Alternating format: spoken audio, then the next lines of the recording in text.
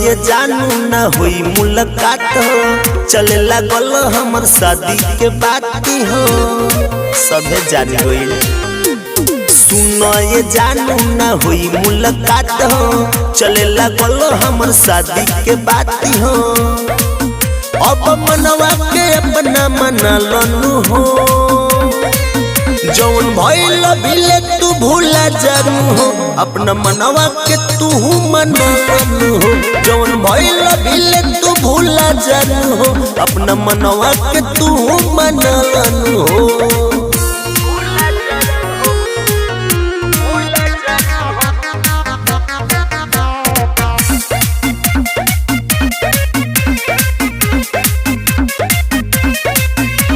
माफ कर दो हम बानी लाचार हो, करे पड़ी के हूँ और से सिंगार हो, लवर जी हो।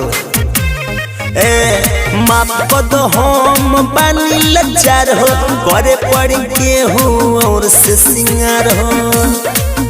आखिरी मिलन हो हमें सुला जानू हो, जौन भइल भिले तू भूला जानू हो, अपना मनवा के तू मना लनु हो। जौन भइल भिले तू भूला जानू हो, अपना मनवा के तू मना लनु हो।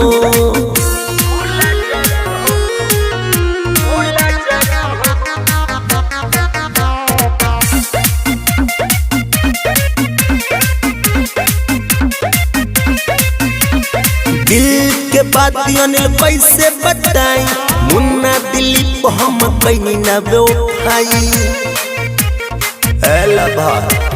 दिल के बात अनिल कैसे बताई, गोलू गुड्डू हम कहीं न बेवफाई।